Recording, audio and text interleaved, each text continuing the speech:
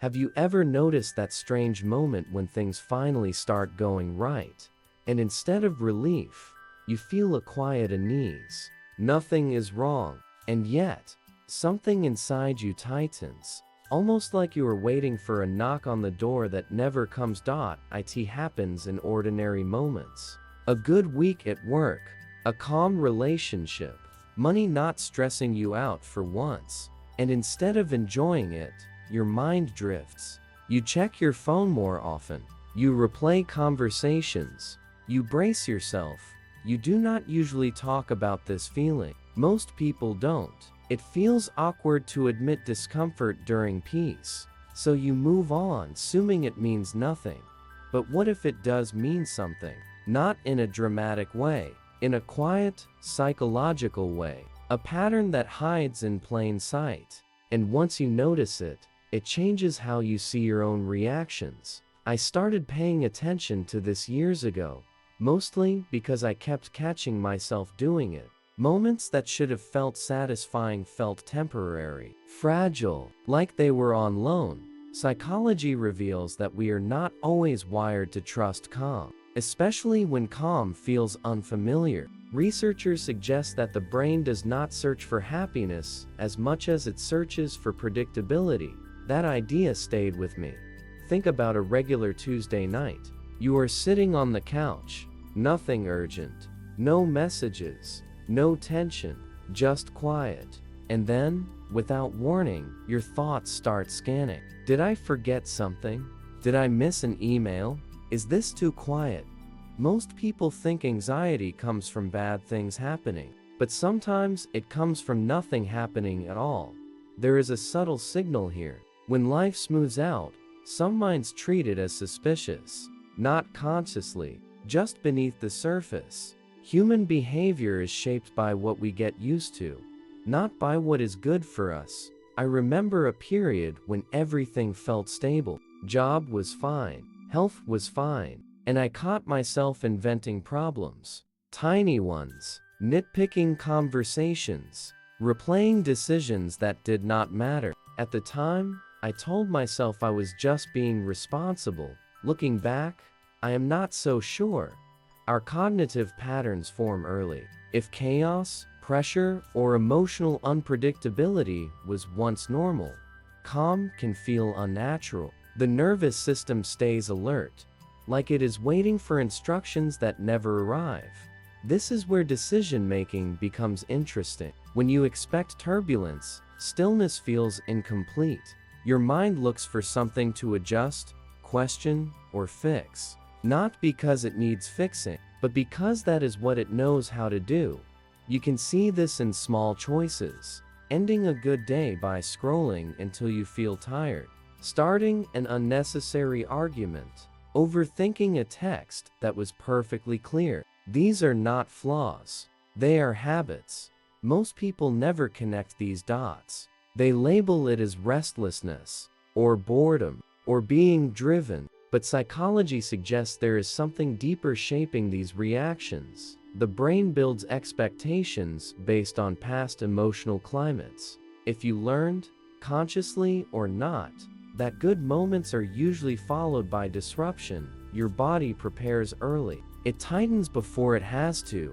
Here is the quiet contradiction. The very systems that once helped you survive uncertainty can make peace feel unsafe later. That realization can feel unsettling, but also strangely familiar. Have you noticed how some people relax into success, while others seem to tense up inside it?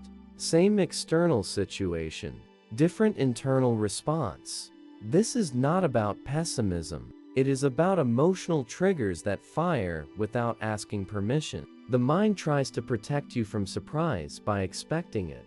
I sometimes wonder how many of my own decisions were shaped by this. Choices I thought were logical, but were actually attempts to regain a familiar emotional temperature. Not to calm, not to quiet. The tricky part is that this pattern rarely announces itself. It hides in normal behavior, in jokes, in productivity, in staying busy when nothing requires it. And that is why it is so easy to miss, because on the surface, Everything looks fine, and yet, something inside you is still listening for trouble. There is a moment that reveals this pattern clearly, but it is easy to overlook. It is when something good lasts longer than expected, not a win, but a stretch.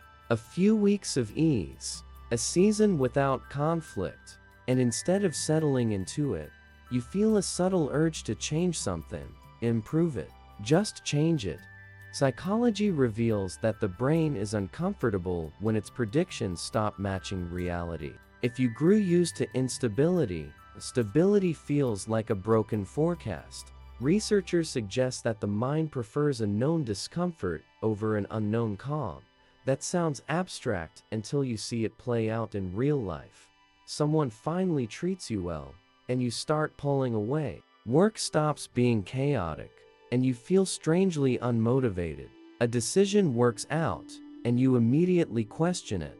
These are not self-sabotage in the dramatic sense. They are quieter than that. They are attempts to restore emotional familiarity. I have caught myself doing this more than once. A calm period would arrive, and instead of resting into it, I would start planning exits, new goals, new problems, new pressure. At the time, I thought I was being ambitious. Now, I think I was being consistent with an old internal rhythm. Human behavior often follows invisible rules. Rules we did not choose, but learned. Patterns that shape your life without asking for approval. And one of the most powerful patterns is what your nervous system considers normal. Here is where it gets uncomfortable. Feeling uneasy when things go well does not mean you dislike good things. It means part of you does not trust them to last. So your attention sharpens. Your body stays slightly alert. You enjoy the moment, but only halfway. The other half is already preparing for the shift. Most people assume confidence comes from success, but sometimes confidence comes from repetition. If you repeated stress long enough, your system learned how to function there. Calm does not come with instructions. There is a quiet sadness in that realization, not because anything is wrong with you, but because so much energy gets spent bracing instead of experiencing. You can see this in conversations. Someone shares good news, and instead of celebrating, you instinctively ask what could go wrong. You call it being realistic, but underneath, it is a form of emotional calibration. Subtle signals appear everywhere. How quickly you move on from wins. How hard it is to sit still after a good day. How relief feels temporary, like it has an expiration date. And there is another layer that often stays hidden. When calm feels unfamiliar, identity can feel threatened. If you have spent years being the one who handles pressure, who survives difficulty, who stays alert, then peace quietly asks a question you never prepared for. Who are you when nothing needs fixing? That question alone can create tension, not consciously, just as a faint sense of displacement, like standing in a room that looks right, but feels slightly off. Decision-making shifts here in subtle ways. You might delay enjoying something until it feels earned again.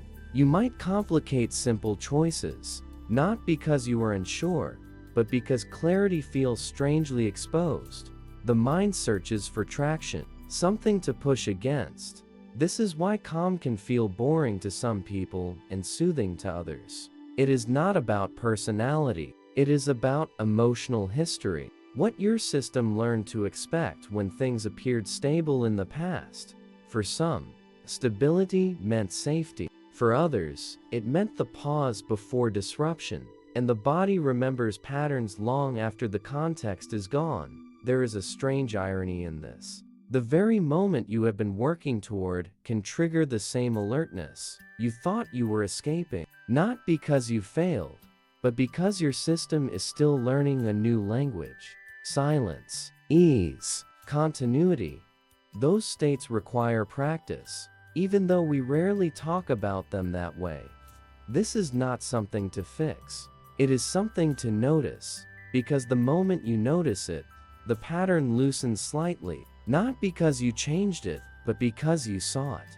Awareness shifts the relationship you have with your own reactions. I still feel that unease sometimes, especially when life feels smooth for too long. But now, instead of obeying it immediately, get curious about it. I watch it pass through me, and that changes the experience. The mind does not need to be forced into peace. It needs time to recognize it as safe. That recognition does not come from effort. It comes from observation. So the next time things go well, and you feel that quiet tension rise, maybe do nothing with it. Do not explain it away. Do not act on it.